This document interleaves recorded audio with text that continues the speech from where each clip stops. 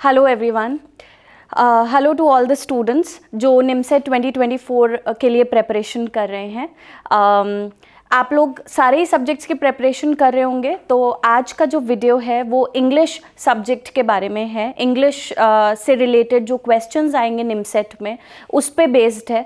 क्या टेक्निक्स होती है, किस तरीके से आप उन क्वेश्चंस को सॉल्व कर सकते हैं। हम कुछ प्रीवियस ईयर के क्वेश्चंस भी डिस्कस करेंगे और उसके साथ साथ ये डिस्कस करेंगे कि जो आने वाले एग्ज़ाम का पैटर्न है वो क्या होगा, क्वेश्चंस कितने आएंगे, क्या मार्क्स होते हैं और किन क्वेश्चंस को आप स्किप कर सकते हैं और क्या स्ट्रैटेजी और क्या प्लान करके आपको क्वेश्चंस को अटेम्प्ट करना चाहिए। आइए देखते हैं, एक ओवरव्यू लेते हैं कि किस तरीके का क्वेश्चंस का पैटर्न होता है और साथ में आपको तैयारी के लिए क्या क्या चीज़ें रिक्वायर्ड होती हैं। यहाँ पे कुछ चीज़ें मेंशन्ड है, I am just going to read it out for you. यहाँ पे पैटर्न लिखा हुआ है कि टेस्ट जो है वो कंडक्ट किया जाता है, उसमें सिंगल पेपर है कंटेनिंग 120 मल्टीपल चॉइस क्वेश्चंस। ये सबको ही पता है ऑलमोस्ट कि कितने क्वेश्चंस आते हैं। और क्वेश्चंस जो होते हैं, जब हम इंग्लिश का क्वेश्चन अटेम्प्ट कर रहे होते हैं, जाहिर सी बात है क्वेश्चन सारे इंग्लिश में ही आएंगे। तो आपको इतना तो इंग्लिश से अक्वेंटेड होना ही पड़ेगा कि आप एटलीस्ट अपने क्वेश्चन को रीड कर पाए, प्रॉपरली क्वेश्चन को अंडरस्टैंड कर पाए और उसके बाद उस क्वेश्चन को सॉल्व कर पाए। तो वो ही अंडरस्टैंडिंग कैसे डेवलप होगी, धीमे धीमे करके हम वो सीखेंगे। आइए देखते हैं। जैसे आप दूसरे सब्जेक्ट के क्वेश्चंस देखते हैं, उसी तरीके से जब हम जनरल इंग्लिश की बात करते हैं तो जनरल इंग्लिश में क्वेश्चंस थोड़े कम हो चुके हैं अब, और अब क्वेश्चंस जो आते हैं वो 10 क्वेश्चंस आते हैं, जो 4 मार्क्स का एक क्वेश्चन होता है। तो कुल मिला जुला के आपको 40 मार्क्स मिल सकते हैं इंग्लिश के, अगर आप सारे क्वेश्चन सही तरीके से अटेम्प्ट करते हैं तो। अगर नेगेटिव मार्किंग भी डेफिनेटली होती ही होती है, तो नेगेटिव मार्किंग से बचने के लिए आपको ज़रूर से ज़रूर उन क्वेश्चन से बचना चाहिए जिन क्वेश्चंस में आपको लगता है कि आप श्योर नहीं हैं, आपको लगता है कि आपका ये आंसर गलत हो सकता है, तो उससे ज़रूर बचना चाहिए। अब आइए देखते हैं कि क्वेश्चंस के बारे में क्या चीज़ें होती हैं और कैसे आप अटेम्प्ट करेंगे। देखिए, जनरल इंग्लिश की जब हम बात करते हैं तो जनरल इंग्लिश में जो मार्क्स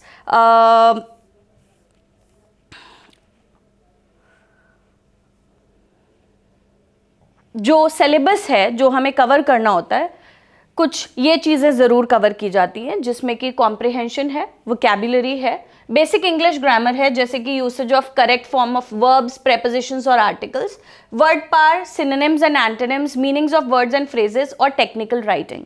ये एक जनरल सिलेबस है। मैं इसको थोड़ा सा आपको एक्सप्लेन करती हूँ।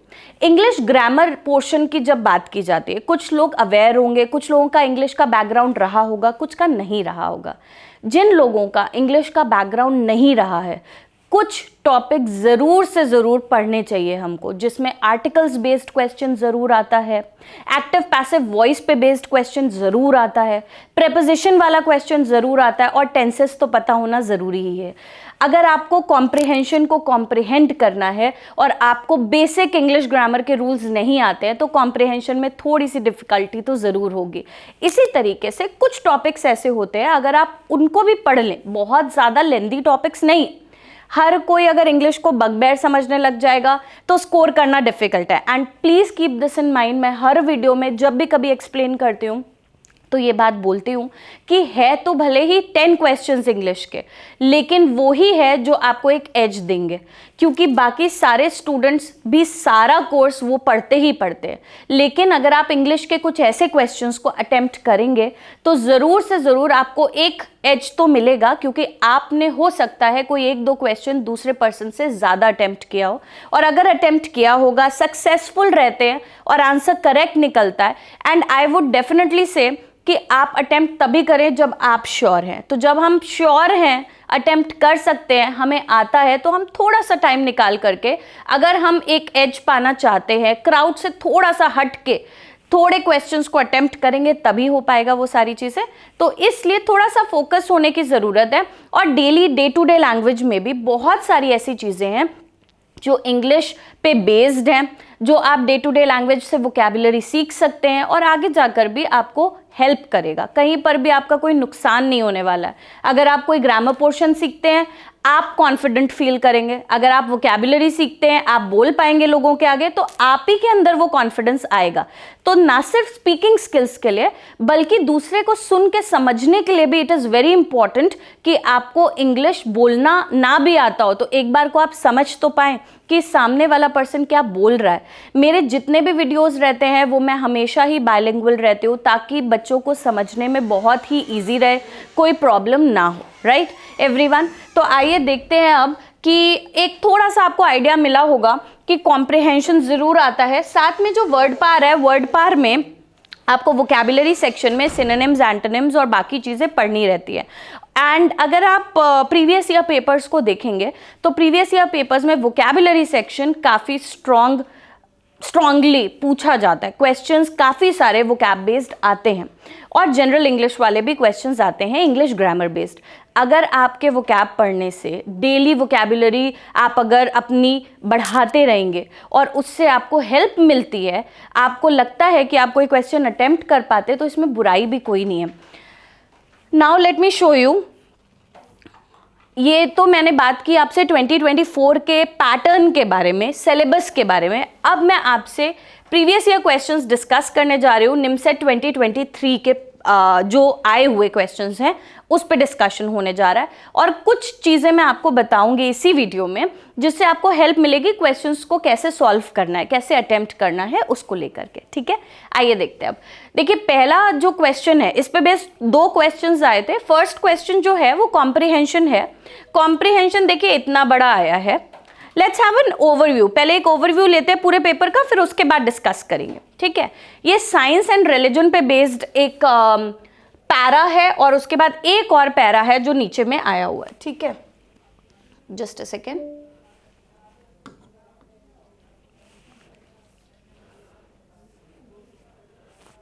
सी, this is the second paragraph. ये पूरा कॉम्प्रिहेंशन है जो आया है आपके पेपर में। नाउ पीपल जिनके लिए, वो स्टूडेंट्स जिनके लिए इंग्लिश एक बगबेर है, आई वुड नॉट सजेस्ट कि कोई भी इसको बगबेर समझे, बट फिर भी किसी को अगर ऐसा लगता है कि मेरे लिए इंग्लिश बहुत ही डिफ़िकल्ट है, वो ज़रूर से सबसे पहले इस चीज़ को चेक कर ले कि कॉम्प्रिहेंशन पे बेस्ड क्या डायरेक्ट क्वेश्चंस पूछे गए हैं या इनडायरेक्ट क्वेश्चंस पूछे गए हैं।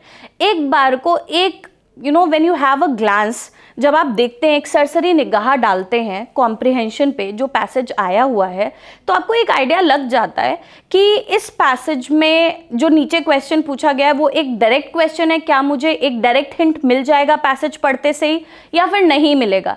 अगर कुछ कॉम्प्रिहेंड करने वाला है, एनालिसिस करने वाला है and the passage seems difficult, आपको लगता है कि आपके लिए पैसेज डिफिकल्ट है, खूब सारी वोकैबुलरी की भरमार है, do not attempt and waste your time. मत अटेम्प्ट करिए, टाइम मत वेस्ट करिए। मैं कभी भी आपको ये सजेशन नहीं दूंगी कि आप एक इतना लंबा पैसेज पढ़ें। वो बच्चे जो नहीं कर सकते, ये उनके लिए। अगर आप इतना लंबा पैसेज पढ़ने में अपना टाइम वेस्ट करते हैं, इन्वेस्ट नहीं कर पा रहे हैं, वेस्ट हो रहा है टाइम क्योंकि वोकैब इतनी सारी है कि आपको समझ ही नहीं आ रहा है, तो कोई फ़ायदा नहीं है उस पूरे कॉम्प्रिहेंशन पे टाइम वेस्ट करके और उसके बाद 2 क्वेश्चंस को अटेम्प्ट करने का, जो कि हो सकता है सही हो सकता है गलत हो। ये जो हो सकता है वाला एटीट्यूड है, उससे क्वेश्चंस अटेम्प्ट मत करेगा, क्योंकि फॉर एवरी रॉन्ग आंसर, जब जो भी आप गलत एक आंसर देते हैं तो आपके 25% मार्क्स यानी 1 मार्क आपका डिडक्ट हो जाएगा। और वो एक मार्क इतना इंपॉर्टेंट होता है कि जब आपकी पूरा टोटल होता है तो बहुत ज़्यादा डिफरेंस आ जाता है उसमें। So keep that in mind. तो अगर मैं भी सबसे पहले कॉम्प्रिहेंशन को स्किप करके आगे के क्वेश्चंस आपको दिखाऊंगी, ताकि आपको ये आइडिया लगे कि इंग्लिश का पेपर या क्वेश्चंस इतने भी डिफिकल्ट नहीं है। ऑलराइट, तो देखते हैं आगे के क्वेश्चंस को। देखिए, ये तो हो गया comprehension. I am skipping comprehension इसलिए ये फर्स्ट क्वेश्चन है जो कॉम्प्रिहेंशन पे बेस्ड है, ऑल्दो इतना डिफिकल्ट नहीं है।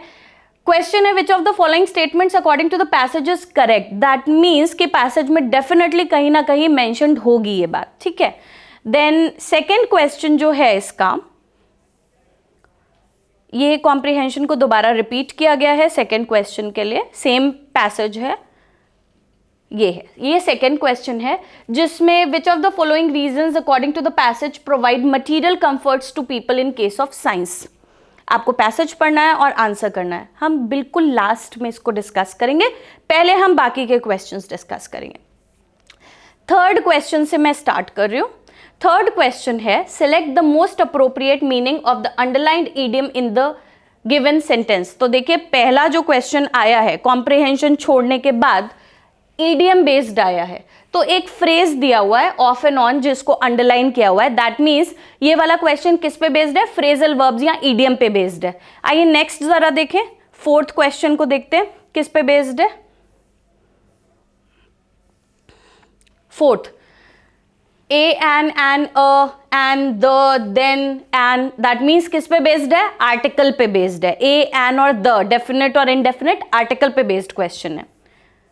क्वेश्चन नंबर 5 देखते हैं, सिनोनिम सामने ही लिखा हुआ है, सिनोनिम पे बेस्ड है। ऑल्दो ये थोड़ा सा इसको मैं करेक्ट करूंगी यहाँ पे क्वेश्चन को, ये एंटोनिम का क्वेश्चन है तो सिनोनिम्स एंटोनिम्स पे है। सिक्स्थ क्वेश्चन देखिए प्रेपोजिशन पे बेस्ड है, ये देखिए प्रेपोजिशन पे बेस्ड क्वेश्चन आया हुआ है, आफ्टर, फॉर, ऑन और ओवर। ठीक है, यहाँ पे लिखा जरूर है प्रेपोजिशन, लेकिन मैं ये आपको बाद में समझाऊंगी कि ये भी फ्रेजल वर्ब्स पे बेस्ड क्वेश्चन आया हुआ है, क्योंकि ये आपको लुक के साथ में कोई प्रेपोजिशन फिल करनी है। ये एक सिंपल प्रेपोजिशन वाला क्वेश्चन नहीं है, ये फ्रेजल वर्ब बेस्ड क्वेश्चन है। नेक्स्ट देखते हैं किस पे आया हुआ है, सेवेंथ क्वेश्चन। सेवेंथ भी प्रेपोजिशन बेस्ड है, ये प्रेपोजिशन बेस्ड क्वेश्चन है और ये टेंसेज में भी पूछा जाता है जिसमें फॉर और सिंस की बात की जाती है। तो यहाँ पे फॉर, सिंस, फ्रॉम और टू में से आपको कुछ चूज करना है। एट्थ देखते हैं, मीनिंग पूछा गया है एब्रोगेट का। नाइन्थ देखते हैं question. So ninth is change of voice, active passive voice based question है। एंड एक और क्वेश्चन देखते हैं, last one, antonym based question है। So I hope now you have got the idea. यही मेरा समझाने का पर्पस था कि जब आप क्वेश्चंस को देखेंगे तो आपको ये आइडिया लगेगा कि क्वेश्चंस का जो टाइप है वो किस टाइप के क्वेश्चंस आपसे पूछे गए हैं। वो कैप बेस्ड क्वेश्चन काफ़ी सारे आए हैं, 2-3 क्वेश्चंस आपसे पूछे गए हैं ग्रामर बेस्ड भी, और प्रेपोजिशन रिलेटेड क्वेश्चंस आए हैं, एक एक्टिव पैसिव वॉइस का आया है, एक आर्टिकल का क्वेश्चन आया है। तो अगर आप देखिए तो आर्टिकल पढ़ने में कितना टाइम लगता है, नॉट इवन अ डे, शायद कुछ घंटे, 2 घंटे में आर्टिकल्स आपका कवर हो सकता है। एक लेक्चर का टॉपिक है आर्टिकल और उससे आप पूरे के पूरे एक क्वेश्चन को सॉल्व कर सकते हैं, और हो सकता है 2 क्वेश्चंस आ जाए, क्या पता 2024 में आपको 2 क्वेश्चंस मिल जाए आर्टिकल बेस्ड। प्रेपोजिशंस थोड़ा सा ट्रिकी टॉपिक है, डिफिकल्ट है ज़रा सा, क्योंकि काफ़ी सारी चीज़ें माइंड में रखनी पड़ती हैं, बट कुछ चीज़ें बहुत ईजी हैं। वैसे ही फ्रेजल वर्ब्स हैं, सिनोनिम्स, एंटोनिम्स हैं, ये तो आप डे टू डे अपनी वोकैबुलरी को इन्हांस कर सकते हैं, बिल्ड कर सकते हैं। कुछ भी नहीं करना है, छोटे छोटे वीडियोस देखने हैं, इधर उधर से वोकैबुलरी देखनी है, और आपकी वोकैबुलरी डे टू डे आपने 2-2, 5-5 वर्ड्स भी लर्न कर लिए, तो जब तक आपका एग्जाम का टाइम आएगा आप काफ़ी कुछ पढ़ चुके होंगे। तो इस तरीके से अगर आप चाहें तो आप इंग्लिश को ना पढ़ते हुए भी बहुत सारी चीज़ें सॉल्व कर सकते हैं। बहुत ज़्यादा टाइम देने की भी ज़रूरत नहीं है, तब भी काफ़ी कुछ हो सकता है।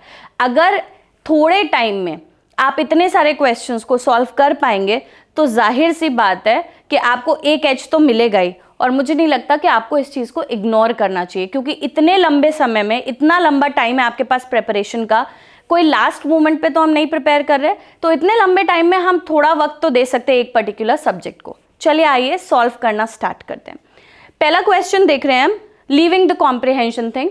तो फर्स्ट क्वेश्चन जो थर्ड है, in fact, select the most appropriate meaning of the underlined idiom in the given sentence. बहुत ही इजी सा ईडियम आया है। जो लोग इंग्लिश में बातचीत करते रहते हैं, बोलते रहते हैं, उनको ये पता होगा कि ये फ्रेज या इस ईडियम का मीनिंग क्या होता है। ये वाला जो ईडियम है, इसको आप, पहले मैं सेंटेंस पढ़ देती हूँ और उसके बाद मैं एक्सप्लेन करूँगी। Off and on I take a break from my hectic schedule to refresh myself. बहुत ही इजी सा है, आगे वाले सेंटेंस में भी कोई वोकैबुलरी नहीं है। हेक्टिक शेड्यूल आजकल बहुत सारे लोग यूज करते हैं, सबको ही पता है। बिजी शेड्यूल, बहुत ज्यादा जिसमें आप बिजी रहते हैं, बहुत सारा टायरसम काम होता है, वो हेक्टिक शेड्यूल है। एक के बाद एक आप कुछ ना कुछ करते रहते हैं।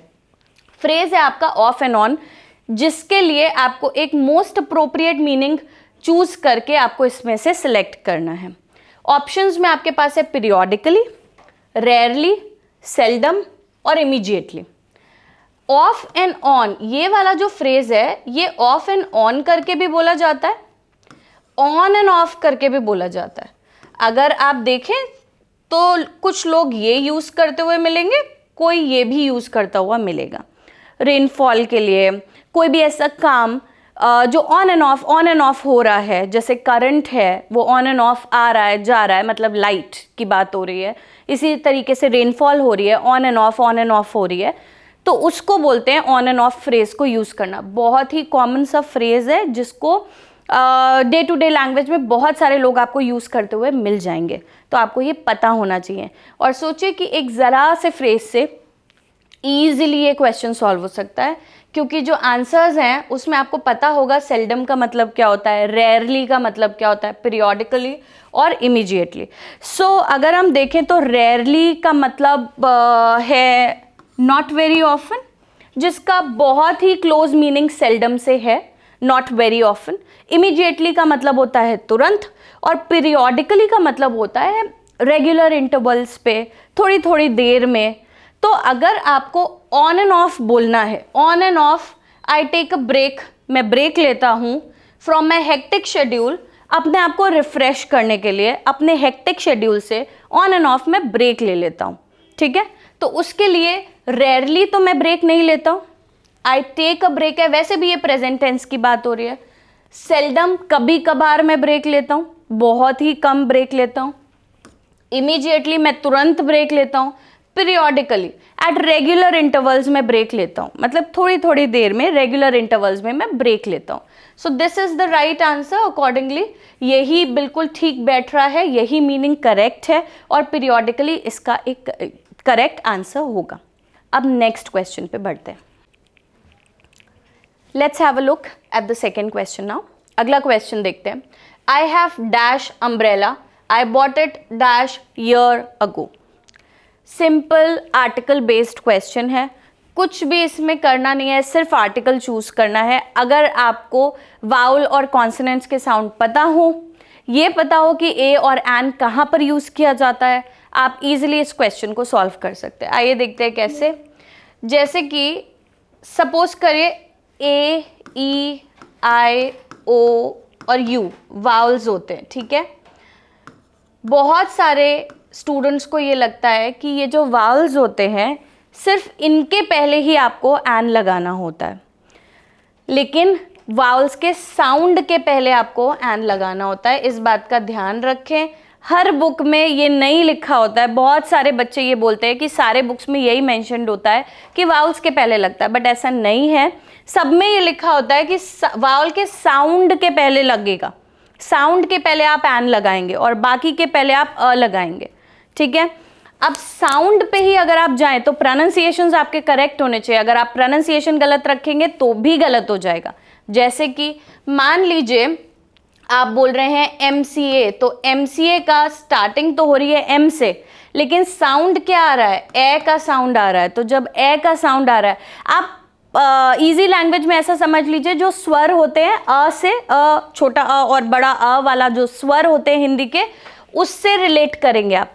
ए के जितने साउंड्स होते हैं, ई के जितने साउंड्स होते हैं, आई के, ओ के और यू के, इन साउंड्स के पहले आप एन लगाएंगे। इस बात को ध्यान में रखेंगे तो आपका कोई भी क्वेश्चन आर्टिकल बेस्ड तो गलत नहीं होने वाला है। जैसे ये लिखा हुआ है यू से, तो ये तो आपको पता ही है कि एन लगेगा, तो ऑब्वियस सी बात है ये नहीं हो सकता है, या तो ये हो सकता है या फिर ये हो सकता है, और डी ऑप्शन भी कैंसिल आउट हो जाता है। So we are left with just two options, B या फिर सी। तो I bought it a year ago, I bought it the year ago. The year होता नहीं है, होगा तो अ ही। लेकिन कुछ स्टूडेंट्स को एक ये भी कंफ्यूजन होता है, ये जो जितने भी लोग इसको ईयर बोलते हैं वो कहेंगे कि ये ई से स्टार्ट हो रहा है, तो क्योंकि ये ई से स्टार्ट हो रहा है, ये भी तो साउंड है, तो इसके पहले भी एन लगना चाहिए। आपका प्रोनाउंसिएशन ही गलत है, इसका प्रोनाउंसिएशन ही य से स्टार्ट होता है। It is not ear, it is year. Year या फिर य करके छोड़ देते हैं। तो जब प्रोनाउंसिएशन करेक्ट होगा और य साउंड आएगा तो ऑटोमेटिकली पता चल जाएगा कि कौन सा आर्टिकल बेस्ट सूटेबल आर्टिकल है। जब तक किसी डेफिनेट चीज की बात नहीं की जाती है, कोई पॉपुलर चीज की बात नहीं की जाती है, तब तक आप द आर्टिकल नहीं लगाते। हम द पे बहुत ज्यादा चर्चा इसलिए भी नहीं कर रहे हैं क्योंकि अभी ये जो क्वेश्चन है इसमें हमारा ए और एन से काम हो जा रहा है, but I hope you have understood कि वावल के साउंड के पहले कैसे लगेगा। तो स्वर थोड़ा सा हिंदी पे जाएं, थोड़ा सा समझे उसको कि ये जो छोटी ई बड़ी ई जो मात्रा होती हैं उस पे बेस्ड ये क्वेश्चन आता है और उसी के साउंड्स के हिसाब से आपको करना है। प्रोनाउंसिएशन करेक्ट रखेंगे। जैसे एक बहुत ही कुछ वर्ड्स ऐसे होते हैं जैसे ई से स्टार्ट हो रहा है, EUNUCH, ठीक है, इसके पहले कायदे से तो एन लगना चाहिए, लेकिन जो इसका प्रोनाउंसिएशन है, ट्रस्ट में आपके प्रोनाउंसिएशंस अच्छे हैं तो बाकी सारी चीज़ें इजी हो जाएंगी। इसका प्रोनाउंसिएशन यू से स्टार्ट होता है, तो अगर प्रोनाउंसिएशन यू से स्टार्ट हो रहा है तो ये य साउंड हो गया ना, तो ये ई नहीं रहा।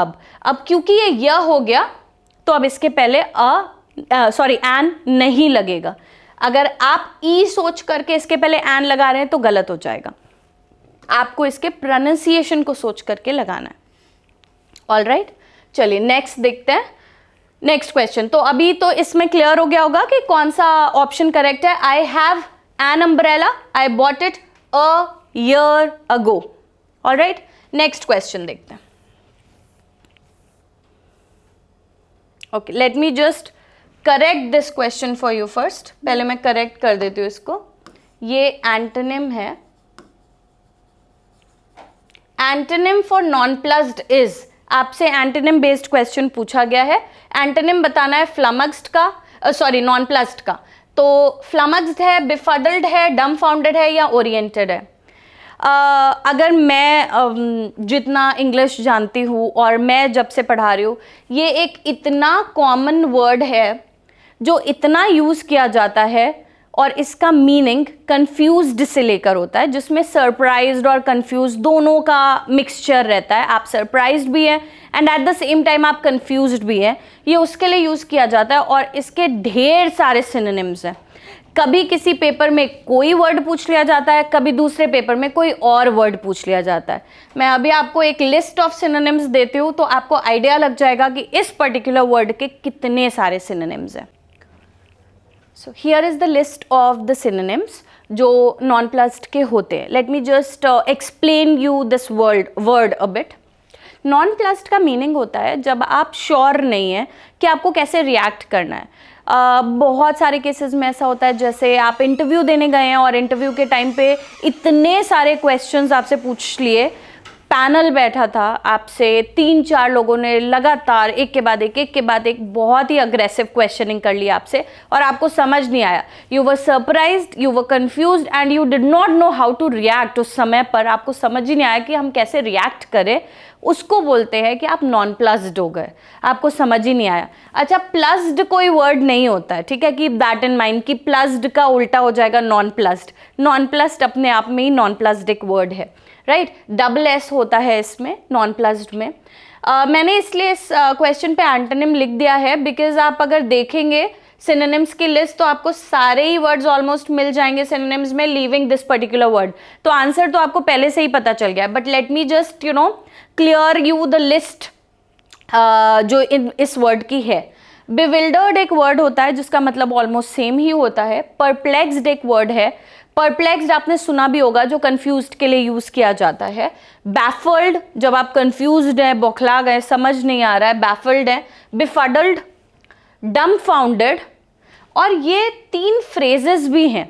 ये मैंने इसलिए लिख दिए हैं क्योंकि कई बार क्वेश्चंस में प्रीवियस ईयर पेपर में ही @C आ चुका है, एक प्रीवियस ईयर पेपर में निमसेट के ही @6s and 7s भी आ चुका है। तो देखिए, मैं ये समझाने की कोशिश कर रही हूँ कि ये पर्टिकुलर वर्ड इतनी बार पूछा जा चुका है प्रीवियस ईयर पेपर्स में, बस अलग अलग फॉर्म्स में, अलग अलग सिनोनिम्स के फॉर्म में पूछा जा चुका है। तो आपको ऐसा लगता है कि आपके लिए ये एक नई वोकैबुलरी है, बट हमारे लिए, क्योंकि हम लास्ट ईयर के इतने सारे पेपर्स देखते रहते हैं, सो वी नो कि कौन से क्वेश्चंस रिपीट हुए। अब जब कोई बोलता है, कोई टीचर आपसे कहता है कि क्वेश्चंस रिपीट होते हैं, मैं भी यही बोलती हूँ कि क्वेश्चंस रिपीट होते हैं, तो आपको ऐसा लगता है कि ये तो मुझे आगे कभी नहीं मिला है क्वेश्चन। तो सेम क्वेश्चन कभी भी रिपीट नहीं होता है। वोकैबुलरी है तो वोकैबुलरी के बहुत सारे फॉर्म्स है, उसके बहुत सारे सिनोनिम्स है, बहुत सारे एंटोनिम्स है। किसी पेपर में एंटोनिम पूछ लिया गया, किसी क्वेश्चन में सिनोनिम पूछ लिया गया। ये तो आप नहीं डिफाइन कर सकते हैं कि एक पर्टिकुलर पेपर में ये वर्ड आया है तो नेक्स्ट ईयर भी यही वर्ड रिपीट हो जाएगा, ऐसा तो नहीं होने वाला है। ठीक है, सो बी अ लिटिल थोड़ा सा अगर आप ध्यान लगा के पढ़ें, उसके सिनोनिम्स, एंटोनिम्स, थोड़ा सा उसके साथ के फ्रेजेस पढ़ लें, तो आपने एक वर्ड नहीं पढ़ा, आपने इतने सारे वर्ड्स को कवर कर लिया।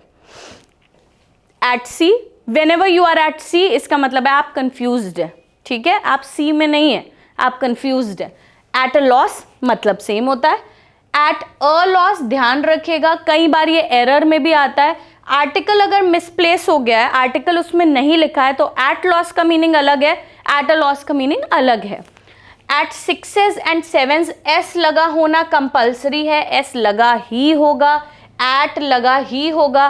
फ्रेजल वर्ब की यही खूबसूरती है कि एज इट इज, जैसा है आपको वैसे ही लिखना है, आर्टिकल प्रेपोजिशन हट नहीं जाएगा। ठीक है, अच्छा, कितने लोगों को ये नहीं पता है कि फ्रेजल वर्ब्स क्या होते हैं? कोई भी, बहुत ही ईजी है, कोई भी ऐसा वर्ब जिसके साथ में आप एक प्रेपोजिशन जोड़ दें या कई बार दो प्रेपोजिशंस जोड़ दें, उसी को फ्रेजल वर्ब बना देते हैं। जैसे अब ये सी वर्ड है, वर्ब कोई ज़रूरी नहीं है, कई बार कुछ और भी हो जाता है, उसके साथ में कोई एक प्रेपोजिशन पहले बाद में जोड़ दी गई है, जैसे at sea, at a loss, at 6s and 7s, तो ये ईडियम्स एंड फ्रेजेस का पार्ट बन जाते हैं। ईडियम्स थोड़े बड़े होते हैं, फ्रेजेस थोड़े से छोटे होते हैं, राइट? तो ये एक फ्रेज है और ये फ्रेजल वर्ब है। फ्रेज एंड फ्रेजल वर्ब अलग अलग है। अभी एक क्वेश्चन था लुक से लेकर के प्रेपोजिशन बेस्ड, वो मैंने आपको बोला था कि वो एक फ्रेजल वर्ब का क्वेश्चन है। जब हम उस पर आएंगे तो मैं आपको वो चीज़ समझाऊंगी। ठीक है, तो इसी में सिनोनिम की लिस्ट में एक और वर्ड है फ्लमक्स्ड, जो कि ऐड कर रहे हैं हम नॉन प्लस्ड में। तो बहुत सारे सिनोनिम्स हो गए आपके सामने। Bewildered, perplexed, baffled, befuddled, dumbfounded, at sea, at a loss, at 6s and 7s, flummoxed. उसके नीचे मैंने एंटोनिम भी लिखा है। एंटोनिम इसका क्या होगा? जब आप कंफ्यूज्ड है तो कंफ्यूज्ड का उल्टा क्या होगा? You are oriented. आप ओरिएंटेड हैं, आपको डायरेक्शन पता है, किस तरफ जाना है, यू नो इट। ठीक है, तो जैसे अगर आपको पता है कि आपने स्पोर्ट्स की फील्ड चूज की है, so you are sports oriented, right? उस तरीके से ये वर्ड है ओरिएंटेड, जिसके साथ में यूजुअली जो प्रेपोजिशन लगाई जाती है वो है टुवर्ड्स या फिर अवे फ्रॉम। आप ओरिएंटेड हो सकते किसी चीज की तरफ, तो टुवर्ड्स। अवे फ्रॉम मतलब उससे दूसरी तरफ, राइट? आप ओरिएंटेड नहीं है उस तरफ, you are oriented away from something. Antonym nonplussed का हो जाएगा ओरिएंटेड, क्योंकि फ्लमक्स्ड सिनोनिम है, बिफडल्ड सिनोनिम है, डम्फाउंडेड भी सिनोनिम है। सो एंटोनिम हो जाएगा oriented, and this is the right answer. Right everyone? तो ये समझ में आ गया होगा क्वेश्चन। एक पर्टिकुलर वोकैबुलरी से आप इतना कुछ रेडी कर सकते हैं। मैंने इसमें सब कुछ इसलिए बताया है सो दैट आपको ये समझ में आए कि वोकैब तैयार की कैसे जाती है। प्रेपोजिशन भी साथ ही में रेडी हो जाती है, फ्रेज भी साथ ही में तैयार कर लिया जाता है। एक वर्ड है, उससे रिलेटेड सारी चीज़ें पढ़ लीजिए। अभी मैंने फिर भी कुछ कम लिखे हैं, इसके और भी बहुत सारे सिनोनिम्स हैं, तो जब आप पढ़ें तो आप थोड़े से और पढ़ लें। मैंने वो लिखे हैं जो ज़्यादातर करके प्रीवियस ईयर पेपर्स में या कहीं पर इंग्लिश में पूछे जाते हैं, राइट? चलिए नेक्स्ट क्वेश्चन देखते हैं। अब देखते हैं question number 6। Select the most appropriate preposition to fill in the blank. ये ब्लैंक को फिल करने के लिए आपको मोस्ट अप्रोप्रिएट प्रेपोजिशन को फिल करना है, देखना है कि कौन सी प्रेपोजिशन राइट है। अभी मैं इससे पहले वाले ही क्वेश्चन में बात करी थी फ्रेजल वर्ब्स की, ये क्वेश्चन आ गया। इसमें प्रेपोजिशन दिए आफ्टर, फॉर, ऑन और ओवर, और यहाँ पे देखिए एक वर्ब दिया हुआ है लुक। ये सारे फ्रेजल वर्ब्स बन रहे हैं। A babysitter is someone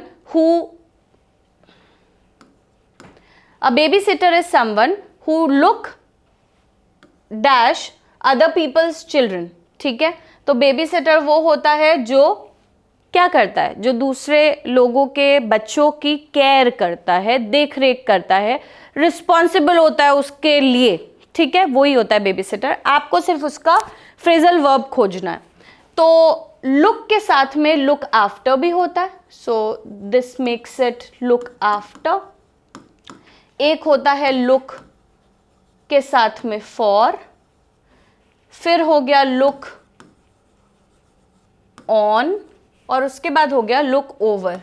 ये हो गए आपके सामने 4 फ्रेजल वर्ब्स। अब देखिए सबका जो मेन वर्ब है वो है लुक। लुक एक रेगुलर वर्ब होता है, लुक लुक्ड लुक्ड हो जाता है, तो ईडी लगाकर उसका सेकंड और थर्ड फॉर्म बन जाता है, और उसके साथ में आपने जोड़ दिया एक प्रेपोजिशन, जैसे इसमें जोड़ दिया आफ्टर, इसमें है फॉर, इसमें है ऑन और इसमें है ओवर। एक वर्ब और उसके साथ में एक प्रेपोजिशन, ये बन गया फ्रेजल वर्ब। अब देखते हैं कि इन चारों फ्रेजल वर्ब्स के मीनिंग्स क्या क्या हैं।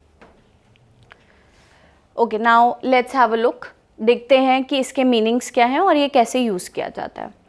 लुक आफ्टर समबडी, किसी चीज़ की, जैसे मैंने बोला, देख रेख करना, ध्यान देना, to be responsible, to take care of somebody या फिर समथिंग, किसी चीज़ की या किसी पर्सन की when you are taking care, या आप रिस्पॉन्सिबल है when you are keeping an eye, किसी के ऊपर नज़र रखना, रिस्पॉन्सिबल होना किसी के बच्चों के ऊपर या फिर किसी चीज़ के ऊपर, तो उसको बोलते हैं लुकिंग आफ्टर, ठीक है, लुक आफ्टर करना। लुक फॉर समथिंग, जब when you are looking for something, इसके 2 मीनिंग्स होते हैं। सबसे ज़्यादा जो वाइडली यूज्ड मीनिंग है वो है to search, to locate something, किसी चीज़ को ढूंढने की, डिस्कवर करने की कोशिश करना, to search for something. So to look for, जैसे आप अपनी कीज़ ढूंढने लगते हैं, so I am looking for the keys, उस तरीके से यूज़ किया जाता है।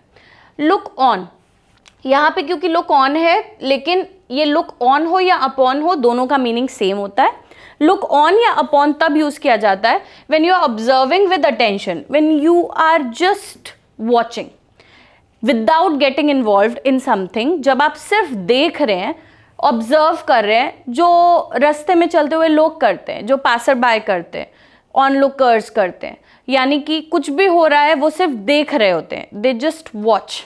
तो क्योंकि वो सिर्फ देख रहे होते हैं, इसलिए वो ऑब्जर्व कर रहे हैं, अटेंशन के साथ कर रहे हैं, but they are not getting involved, वो उसका पार्ट नहीं है, इन्वॉल्व्ड नहीं है, तो उसको बोलते हैं लुक ऑन या लुक अपॉन। एक और है, अच्छा एक चीज़ और मैं यहाँ पे मेंशन करूँगी, मैंने बोला आपसे कि फ्रेजल वर्ब्स में कई बार एक प्रेपोजिशन या कई बार 2 प्रेपोजिशंस भी लगी होती हैं।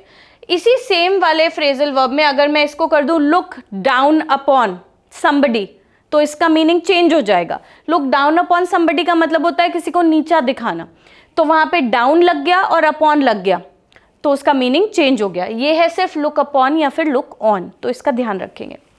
लास्ट एक लुक ओवर। लुक ओवर का मतलब है टू इंस्पेक्ट और एग्जामिन क्विकली। एक इसका इनफॉर्मल यूसेज है वंस ओवर, ये ई लिखा है मैंने, वंस ओवर। अब वंस ओवर में हाइफन बहुत ही ज़्यादा इंपॉर्टेंट है, हाइफन को स्किप नहीं कर सकते आप। वंस ओवर का मतलब है, जैसे give it a once over, मतलब एक निगाह डाल लो, एक सरसरी निगाह डाल लो जो भी चीज़ है। जैसे कोई आपके सामने कोई पेपर आया, आपको उसको देखना है, साइन करना है, तो आप उसको वंस ओवर नहीं कर सकते हैं, आपको उसको पूरा पढ़ना चाहिए, देखना चाहिए। कॉन्ट्रैक्ट ही है, आप साइन करने जा रहे हैं, लेकिन आपने बिना टर्म्स एंड कंडीशंस पढ़े बिल्कुल सिर्फ एक जैसे वंस ओवर करते हैं टू इंस्पेक्ट और एग्जामिन क्विकली, आप इंस्पेक्ट कर रहे हैं, एग्जामिन कर रहे हैं, बट बहुत ही क्विकली कर रहे हैं, जैसे आप न्यूज़पेपर पे ग्लांस डालते हैं वैसे कर रहे हैं, वो नहीं करना। सो उसको बोलते हैं लुकिंग ओवर, लुक ओवर करना, ठीक है। So I hope you have got the answer. अभी तक आंसर तो समझ में आ गया होगा। A babysitter is someone who looks after, after होगा यहाँ पे अदर पीपल्स चिल्ड्रन, तो ए इसका आंसर होगा। लेकिन मैंने साथ साथ आपको बाकी फ्रेजल वर्ब्स भी समझा दिए, तो इतने फ्रेजल वर्ब्स आप और भी कवर कर सकते हैं। जब आप पढ़ाई करते हैं, जब आप पढ़ते हैं, क्वेश्चंस को एग्जामिन करते हैं, उसका एनालिसिस करते हैं, तो आप सिर्फ उसका आंसर ढूंढने में लगे रहते हैं।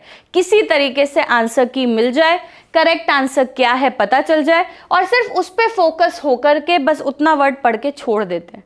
और जब हम क्लास में पढ़ते हैं या कोई वीडियो देख रहे हैं या मैं जब बता रही हूँ, तो मैं आपको वो चारों बता रही हूँ, साथ में उससे रिलेटेड जो भी चीज़ें हैं वो भी बता रही हूँ। मैं गूगल करूँगी तब भी मुझे उतना ही कंटेंट मिलेगा, सिर्फ एक्सप्लोर करने का डिफरेंस होता है। आप भी करेंगे तो आपको भी उतना ही कंटेंट मिलेगा। आप कितना एक्सप्लोर कर रहे हैं, उतने ही लिमिटेड टाइम में आप थोड़ा ज़्यादा भी पढ़ सकते हैं और अपने आप को लिमिटेड भी कर सकते हैं। तो अगर आपने ये चारों पढ़ लिए, नेक्स्ट टाइम अगर किसी क्वेश्चन में लुक फॉर आ जाता है तो भी आप आसानी से सॉल्व कर पाएंगे, ठीक है। और ये क्वेश्चंस ट्रस्ट मी बिल्कुल भी डिफिकल्ट नहीं है। ये जो 2023 में पूछे हुए क्वेश्चंस हैं, प्रीवियस ईयर पेपर्स अगर आप देखें तो बहुत, अगर आप 5 इयर्स पहले चले जाएं तो इंग्लिश बहुत डिफिकल्ट आती थी। अब तो इंग्लिश का लेवल बहुत इजी हो गया है, या ये कह सकते हैं कि इतने सारे क्वेश्चंस हो गए हैं कि एक आइडिया लग चुका है कि किस तरीके के क्वेश्चंस आते हैं। तो आपके लिए तो और भी इजी है। Previous year papers related questions अगर आप थोड़े भी सॉल्व कर लेंगे, देख लेंगे, तो भी आप क्वेश्चंस को अटेम्प्ट कर सकते हैं। चलिए नेक्स्ट क्वेश्चन देखते हैं। ओके, नेक्स्ट क्वेश्चन है select the most appropriate preposition to fill in the blank. फिर से प्रेपोजिशन बेस्ड क्वेश्चन है। वी हैव नॉट बीन, ये हैव और नॉट है। I hope everyone knows this by now.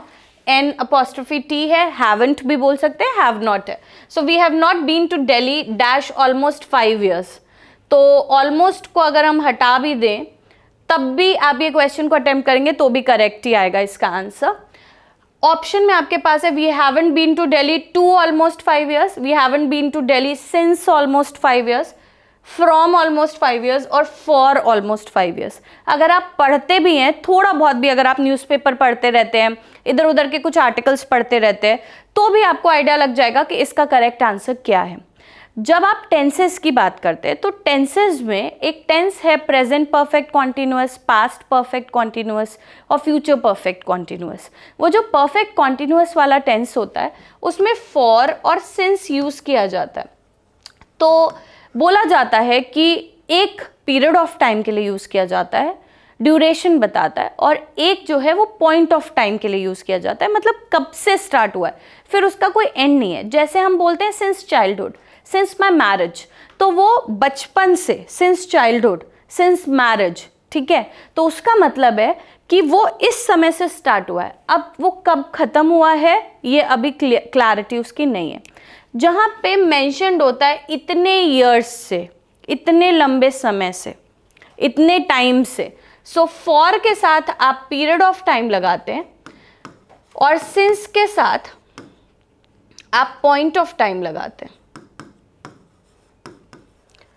तो ये प्रेपोजिशन बेस्ड क्वेश्चन तो है, ये टेंस बेस्ड क्वेश्चन भी है। ये जो बीन लगा हुआ है और ये जो हैव नॉट लगा हुआ है ये प्रेजेंट की कंडीशन है और साथ में बीन लगा हुआ है, ठीक है। ये आपका परफेक्ट कॉन्टिन्यूअस टेंस के साथ में यूज हो रहा है और ये हमेशा टाइम के साथ ही यूज होता है। तो टाइम के साथ यूज होने का मतलब है कि फॉर या सिंस लगेगा ही लगेगा। तो फॉर और सिंस में से आपको यहाँ पे जो एप्ट लगे वो लगाना है, टू और फ्रॉम तो नहीं लग रहा है इसमें, राइट। तो हम इसको कैंसिल कर देते हैं, सिंस और फॉर बच रहा है। तो अभी मैंने आपको बताया since childhood, since marriage, since ये, तो इसलिए यहाँ पे लगेगा फॉर ऑलमोस्ट 5 years, ठीक है। ये इसका आंसर होगा। क्वेश्चन नंबर 8 देखते हैं। क्वेश्चन नंबर 8 है मीनिंग ऑफ एब्रोगेट। तो इसमें सिनोनिम नहीं ढूंढना है, एंटोनिम नहीं ढूंढना है, सिर्फ और सिर्फ मीनिंग बताना है। हाँ, डेफिनेटली ये वाला जो वर्ड है इससे रिलेटेड कुछ ना कुछ तो सिनोनिम बन ही जाएगा। सो एब्रोगेट वर्ड है और एब्रोगेट का आपको मीनिंग ढूंढना है। अबॉलिश, अब्जॉर्ब, एब्स्ट्रैक्ट और अब्लेस। थोड़ी बहुत इंग्लिश जो लोग जानते हैं वो इस पे टेक्निक ये भी अपना सकते हैं कि ये नहीं हो सकता, ये वाला भी नहीं है, ये वाला भी नहीं है, तो बचा कौन सा, ये वाला, ठीक है। सो एब्रोगेट का मतलब अब्जॉर्ब तो बिल्कुल भी नहीं हो सकता। अब्जॉर्ब करना तो आपको पता है कि अब्जॉर्ब क्या होता है। देन एब्स्ट्रैक्ट, एब्स्ट्रैक्ट क्या चीज़ हो गई, जैसे एब्स्ट्रैक्ट ग्रामर, प्रैक्टिकल ग्रामर। सो एब्स्ट्रैक्ट कोई भी ऐसी चीज़ जो थ्योरेटिकल है, ठीक है, जो प्रैक्टिकल नहीं है, थ्योरेटिकल है, वो एब्स्ट्रैक्ट हो गई। अब्जॉर्ब करना, अपने अंदर उस चीज़ को अब्जॉर्ब करने के लिए। अब्लेज, अब्लेज, ब्लेज से अगर आपको पता हो तो फ्लेम्स की बात होगी, ब्लेज का मतलब ये वो हो गया। और अबॉलिश करना बहुत सारे बच्चों को पता भी हो सकता है अबॉलिश का मीनिंग क्या है। अब मैं ये चारों के मीनिंग्स भी आपको बता रही हूँ और एब्रोगेट का मीनिंग क्या होता है वो भी आपसे डिस्कस करेंगे। लेट्स चेक द मीनिंग देखते हैं। एब्रोगेट का जो मीनिंग होता है वो होता है to end a law agreement. ये एक फॉर्मल कॉन्टेक्स्ट में बात किया जाता है, ये लीगल या पॉलिटिकल कॉन्टेक्स्ट में ही ये वर्ड ज़्यादा यूज़ किया जाता है, एब्रोगेट करना। एब्रोगेट वर्ब हो गया, एब्रोगेटेड, एब्रोगेटेड उसका सेकेंड और थर्ड फॉर्म हो जाएगा। इसके दो मीनिंग्स हैं। एक तो है आप अपनी किसी रिस्पॉन्सिबिलिटी या ड्यूटी से बचते हैं, उसको इवेड करते हैं, अवॉइड करते हैं, बच जाते हैं।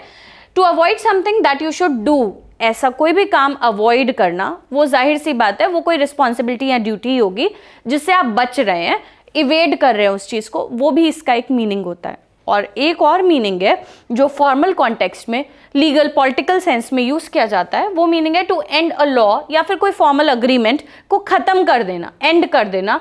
अनल, रिपील, रिवोक या फिर डू अवे विद, ये सारे इसके सिनोनिम्स हैं जो यूज़ किए जाते हैं। एब्रोगेट का सिनोनिम किसी चीज़ को ख़त्म करने के सेंस में अगर यूज़ किया जाएगा तो उसका मतलब है अबॉलिश करना। मैंने इससे पहले भी जब मैं आपको क्वेश्चन एक्सप्लेन करी थी तो मैंने आपको बताया था कि अब्जॉर्ब करना नहीं हो सकता है और एब्स्ट्रैक्ट भी नहीं हो सकता है। So we are left with just two options, abolish या फिर अब्लेस। और अब्लेस का मतलब अगर आपने थोड़ा बहुत भी कहीं पर सुना हो तो वो फायर से रिलेटेड है, जो कि एब्रोगेट का मीनिंग नहीं हो सकता है। सो अगर आप क्रॉस करके भी चेक करना चाहें तो ऑप्शन ए ही करेक्ट है। फिर भी हम अब्लेस का मीनिंग देख लेते हैं। सो अब्लेस का मतलब होता है ऑन फायर, जिसका मतलब, अच्छा इसको जब यूज करना होता है तो यूज करते हैं हम इसको कोई भी चीज समथिंग इज, एम या आर, वॉज, वर के साथ में लगाकर और उसके बाद अब्लेज लिख देते हैं। तो एडजेक्टिव है, उस तरीके से यूज किया जाता है। एब्रोगेट या अबॉलिश करना वर्ब है, ये एक एडजेक्टिव है। इसके सिनोनिम्स हो सकते हैं अलाइट। अब्लेस का एक और मीनिंग भी होता है जो बहुत ही ज़्यादा लिट हो, बहुत ही ज़्यादा जिसमें रोशनी हो, उसके लिए भी यूज़ किया जाता है। और कोई चीज़ ऑन फायर हो, जैसे the house is on fire, उस तरीके से यूज़ करते हैं। इसमें भी प्रेपोजिशन का खास ध्यान रखना है। जब आप अलाइट यूज़ कर रहे हैं तब तो कोई प्रेपोजिशन नहीं लग रही है, अ फ्लेम यूज़ कर रहे हैं तो भी कोई प्रेपोजिशन नहीं लग रही है। लेकिन अगर आप फ्लेम्स वर्ड यूज़ कर रहे हैं तो आप इन लगाते हैं, इन फ्लेम्स। और अगर आप फायर यूज कर रहे हैं तो आप ऑन लगाते हैं, on fire. The house is in flames, एस लगाकर, the house is on fire, on लगा करके। तो इन और ऑन का भी ध्यान रखेंगे। और जब आप अब्लेज वर्ड यूज कर रहे हैं तो आप इज, एम, आर, वॉज, वर लगा करके सीधे ही अब्लेज वर्ड को यूज कर सकते हैं। तो ये है यूसेज। कोई भी वर्ड का यूसेज भी उतना ही इंपॉर्टेंट है, क्योंकि जब आपको यूसेज पता है उस वर्ड का, मीनिंग से नहीं होता है सब कुछ, जब आपको यूसेज पता है उस वर्ड का तभी आप क्वेश्चन अटेम्प्ट कर पाएंगे, वरना आपका क्वेश्चन गलत हो जाएगा। Preposition based questions, phrasal verbs related question, tenses वाले क्वेश्चन, अगर आपको उसका यूसेज ही नहीं आता है तो वोकैबुलरी आती भी है तो भी क्या ही फायदा, कोई फ़ायदा नहीं है। तो जब वोकैब पढ़ें तो उसके साथ में क्या प्रेपोजिशन लग रही है, उसका सिनोनिम क्या है, किस तरीके से उसको यूज़ किया जाता है। भले ही आप एक दिन में 2 वर्ड्स पढ़ें, एक वर्ड पढ़ें, लेकिन वो पर्टिकुलर वर्ड का यूसेज ज़रूर ध्यान में रखें ताकि आप खुद उसको यूज़ कर पाएँ।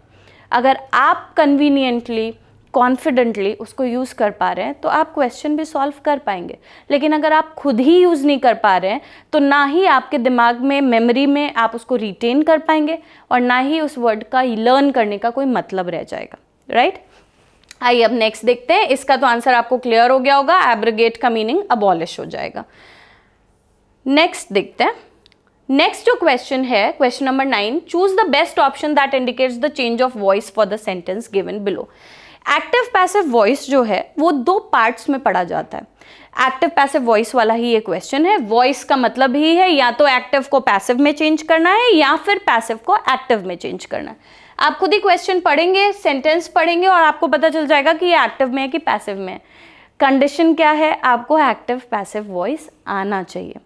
निमसेट के प्रीवियस ईयर के पेपर्स में अच्छी बात यह है कि ज़्यादातर करके एक्टिव पैसिव पे बेस्ड वो जो फर्स्ट लेक्चर का जो कंटेंट होता है ना, उसी से आपका सोल्यूशन निकल आता है। सेकंड वाले पे आपको ज़्यादा पढ़ना नहीं पड़ेगा। तो अगर आपको एक्टिव पैसिव के बेसिक रूल्स जो सिर्फ 8 या 9 टेंसेस पे अप्लाई होते हैं, अगर आपको वो पता है, 12 टेंसेस पे भी नहीं, 8 या 9 टेंसेस पे अप्लाई होते हैं। इसके पीछे भी रीज़न है। जब आप कभी अगर मेरा वीडियो एक्टिव पैसिव वॉइस पे बना हुआ देखेंगे तो आपको वो रीज़न क्लियर हो जाएगा कि मैं 8-9 टेंसेस ही बार बार क्यों बोल रही हूँ, क्या स्किप हो जाता है, क्यों नहीं यूज़ किया जाता है, वो आपको दूसरे वीडियो में पता चलेगा। अभी हम ये क्वेश्चन पे फोकस्ड है तो इसलिए हम सिर्फ इतनी बात कर रहे हैं। तो एक्टिव पैसिव वॉइस पे जब आप सिर्फ पहले के टेंसेस रिलेटेड ही पढ़ लेंगे तो भी आपका क्वेश्चन सॉल्व हो जाएगा, और बहुत सारे क्वेश्चंस आने वाले ईयर्स के भी सॉल्व हो सकते हैं, क्योंकि 1 या 2 क्वेश्चन तो एक्टिव पैसिव वॉइस पे आ जाता है, ऐसा हम मान के चलते हैं, क्योंकि प्रीवियस ईयर्स में भी आया हुआ है। ओके, स्टेटमेंट देख रहे हैं, they sent for a doctor because Pamela had fainted. तो स्टेटमेंट है they sent for a doctor because Pamela had fainted. अब अगर आप इसका टेंस देखने की कोशिश करें तो ये आपको पास्ट टेंस में दिखेगा, क्योंकि सेंड का सेकंड और थर्ड फॉर्म सेंट होता है। यहाँ पे लगा हुआ है हैड, और हैड के साथ वर्ब का थर्ड फॉर्म लगा है फेंटेड, मतलब बेहोश हो गई थी। तो they sent for a doctor, so doctor को बुलाया गया है क्योंकि वो बेहोश हो गई थी, राइट, पमेला। ऑप्शंस में आपके पास है, इसमें 2 ऑप्शंस है जो कंफ्यूजिंग है, आइए देखते हैं कौन से वो 2 हैं। Pamela fainted and a doctor was sent for. तो Pamela fainted and a doctor was sent for. A doctor was sent for them because Pamela has fainted, has तो हो भी नहीं सकता वैसे भी। A doctor was sent for because Pamela had fainted. यहाँ पे हैज है, यहाँ पे हैड है, यहीं से ही आपका ऑप्शन चूज कर सकते हैं आप बहुत ही इजीली, ज़्यादा टाइम लगाने की ज़रूरत ही नहीं है। पमेला हैड सेंट फॉर, तो पमेला ने तो किसी को भेजा नहीं है, तो ये तो रॉन्ग हो गया, बिकॉज दे हैड फेंटेड, दे तो फेंट हुए नहीं थे, पमेला हैड फेंटेड, तो ये तो गलत ऑटोमेटिकली हो गया। ओके, अब आते हैं इन 2 पे, क्योंकि they sent for a doctor ये एक पार्ट है बिकॉज ज्वाइन किया गया है, पमेला हैड फेंटेड ये सेकेंड पार्ट, सेंटेंस का फर्स्ट पार्ट, सेंटेंस का सेकेंड पार्ट। जो फर्स्ट पार्ट है उसमें जो ये subject verb object, right, subject verb auxiliary verb और साथ में आपको ऑब्जेक्ट नहीं मिला, ठीक है। अब आते हैं इस पे सब्जेक्ट वर्ब और ऑब्जेक्ट पे। तो एक्टिव पैसिव वॉइस का ये रूल होता है कि ऑब्जेक्ट इस साइड आ जाता है, तो आप सिर्फ उन 2 को कंसिडर करिए जिसमें अ डॉक्टर और डॉक्टर लिखा हुआ है। अब इन दोनों पे आ जाते हैं, अ डॉक्टर पे आ गए हम। अब अ doctor was sent for, a doctor was sent for, यहाँ तक तो सेम ही है, यहाँ पे आ गया देम, इसी से क्लियर हो जाएगा क्या डॉक्टर जो है ये इन लोगों के लिए भेजा गया था या डॉक्टर पमेला के लिए भेजा गया था। The answer is Pamela. So doctor was sent for because Pamela had fainted. इसको हम टच नहीं करेंगे, सिर्फ इतनी चीज को चेंज करेंगे और आपको आंसर मिल जाएगा। So this is the right one, ये वाला करेक्ट है और ये वाला रॉन्ग है, ठीक है, आपको आंसर मिल गया होगा। बाकी अगर एक्टिव पैसिव वॉइस अगर आपको देखना है, समझना है, तो आपको दूसरा वीडियो देखना पड़ेगा, क्योंकि एक्टिव पैसिव वॉइस को पढ़ने के लिए थोड़ा सा तो टेंसेस समझने पड़ेंगे और उसके बाद आपको समझ में आएगा। नेक्स्ट क्वेश्चन देखते हैं। एक लास्ट क्वेश्चन देखते हैं कॉम्प्रिहेंशन स्टार्ट करने से पहले। क्वेश्चन अटेम्प्ट करने में अगर आपको थोड़ा बहुत भी इंग्लिश पढ़ने में अच्छा लगता है तो अच्छा लग रहा होगा, क्योंकि क्वेश्चंस इजी हैं, इतने डिफिकल्ट नहीं है। फिर हम कॉम्प्रिहेंशन पे आएंगे इसके बाद। Antonym for spendthrift is, spendthrift इतना कॉमन वर्ड है, आजकल बहुत सारे लोग यूज़ करते हैं, बहुत सारे बच्चों को पता भी होगा कि स्पेंडथ्रिफ्ट का मतलब होता क्या है। आपको इसका एंटोनिम बताना है, प्रोफ्लिगेट, एक्स्ट्रावेगेंट, फ्रूगल और स्क्वांडरर। अगर आप थोड़ा बहुत यूज़ करते हैं तो आपको इसका आंसर पता होगा, जिनको नहीं पता है उनके लिए मैं ये पूरा एक्सप्लेनेशन करने जा रही हूँ, क्योंकि प्रोफ्लिगेट हो सकता है कुछ लोगों को ना पता हो, एक्स्ट्रावेगेंट पता हो सकता है, फ्रूगल मिक्स्ड होता है, और लास्ट वाला स्क्वांडरर है, स्क्वांडर करना, पैसे को, टाइम को स्क्वांडर करना, उस पर बात करेंगे। स्पेंडथ्रिफ्ट पे पहले देख लेते हैं कि स्पेंडथ्रिफ्ट का मीनिंग क्या होता है। स्पेंडथ्रिफ्ट एक नाउन है, यूज किया जाता है किसी ऐसे पर्सन के लिए जो बहुत ज्यादा खर्चीला होता है, हिंदी में खर्चीला जिसको बोलते हैं, जो बहुत ज्यादा पैसा वेस्ट करता है, बहुत ज्यादा पैसा खर्चा करता है, वो स्पेंडथ्रिफ्ट होता है, ठीक है। स्पेंड भी लगा है, थ्रिफ्ट भी लगा है, तो स्पेंडथ्रिफ्ट यानी कि जो बहुत ज्यादा खर्चा करता है।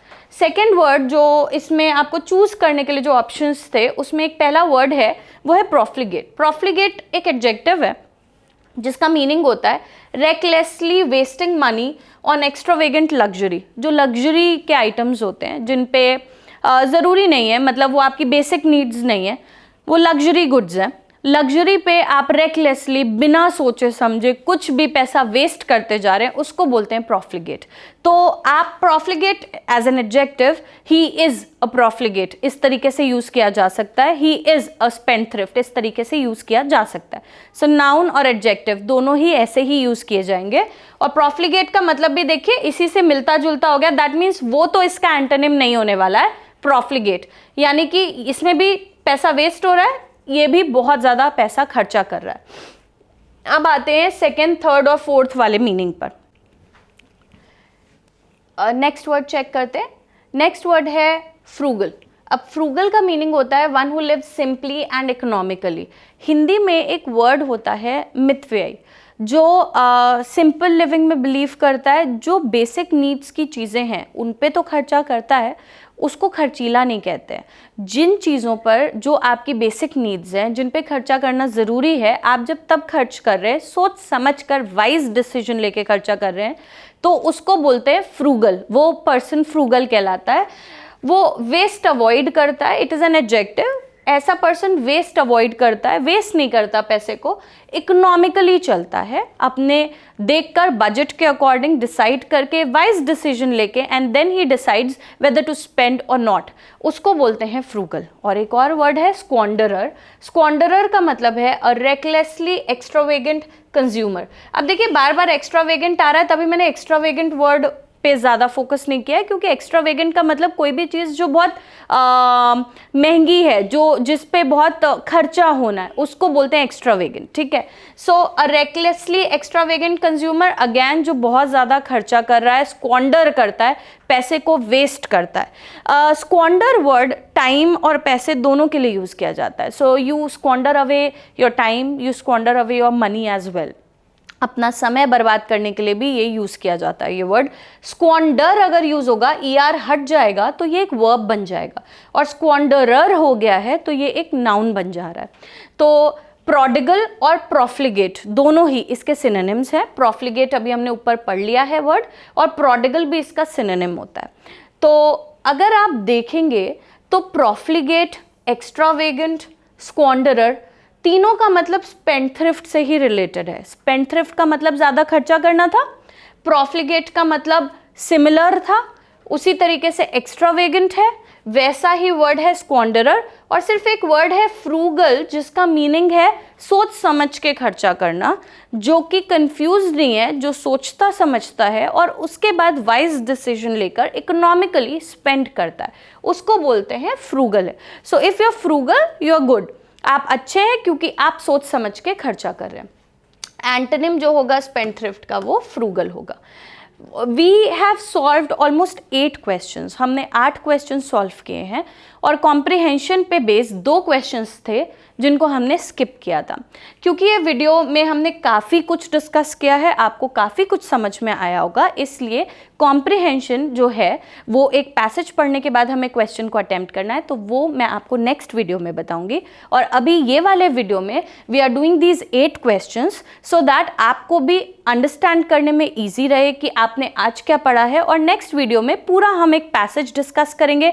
विल डिस्कस कि पैसेज सॉल्व करने की टेक्निक्स क्या होती हैं, और उसके साथ में जो क्वेश्चंस आते हैं, कौन से क्वेश्चंस को अटेम्प्ट करना चाहिए और कौन से क्वेश्चंस को हम स्किप कर सकते हैं, हम वो देखेंगे। राइट एवरीवन, तो हमने ये 8 क्वेश्चंस डिस्कस किए हैं। आई hope you have got an idea now कि जब आप इंग्लिश का प्रेपरेशन कर रहे हैं, देखिए सम पीपल, सम स्टूडेंट्स वो क्या करते हैं, पूरा प्रेपरेशन हो जाता है और लास्ट में सिलेबस को देखते हैं कि हमें क्या चीज़ें कवर करनी है। बट अच्छा तरीका क्या है प्रिपेयर करने का, कि आपको पहले से पता हो कि हमको ये चीज़ें पढ़नी है, ये मैं स्किप कर सकता हूँ, ताकि अगर टाइम बचेगा तो मैं ये पढ़ूंगा, और अगर टाइम नहीं बचेगा तो एटलीस्ट जो इंपॉर्टेंट चीज़ें हैं आप वो पढ़ पाएँ। सो मैंने आपको ये एक ओवरव्यू दिया है कि किस टाइप के क्वेश्चंस लास्ट ईयर आए हैं, और इससे पहले के भी अगर आप यूट्यूब पे वीडियोस देखेंगे तो आपको प्रीवियस ईयर के पेपर के सॉल्यूशंस मिलेंगे। यू कैन ऑल्सो आप उनको भी देख करके ये आइडिया लगा सकते हैं कि किस टाइप टाइप के क्वेश्चंस आते हैं उसमें भी मैंने पूरा एक्सप्लेनेशन दिया है और कॉम्प्रिहेंशन रिलेटेड वीडियो भी बनाया हुआ है। तो आपको ये आइडिया लग गया है। नेक्स्ट वीडियो में जब हम बात करेंगे तो हम कॉम्प्रिहेंशन की भी बात करेंगे। क्वेश्चंस को जब भी आप अटेम्प्ट करें, जब भी किसी भी एग्जाम के लिए और निमसेट के लिए तो खास तौर पर प्लीज़ ध्यान रखें कि क्योंकि नेगेटिव मार्किंग होती है तो आप उससे बचें। ट्राई करें not to attempt those questions जिनमें आप श्योर नहीं हैं। आप श्योर हो तब अटेम्प्ट करें। और ये क्वेश्चंस देखने के बाद इतना आइडिया लग जाता है कि आपको कौन से क्वेश्चंस स्किप करने हैं, कौन से अटेम्प्ट कर सकते हैं, और आज से जो आप तैयारी स्टार्ट कर रहे हैं उसमें आप अपना कितना एफर्ट लगा सकते हैं कि आप इस लेवल तक पहुंच सकें कि आपके एटलीस्ट 6-7 क्वेश्चंस इजीली निकल आएं। अगर कॉम्प्रिहेंशन छोड़ भी दिया है तो भी आप 6-7 क्वेश्चंस को सॉल्व कर पाएं। Thank you so much for watching the video. Will meet next video में। हम दोबारा से बात करेंगे कुछ और चीज़ों के बारे में जो आपको इंग्लिश के क्वेश्चंस को सॉल्व करने में हेल्प करेगा। Thank you everyone.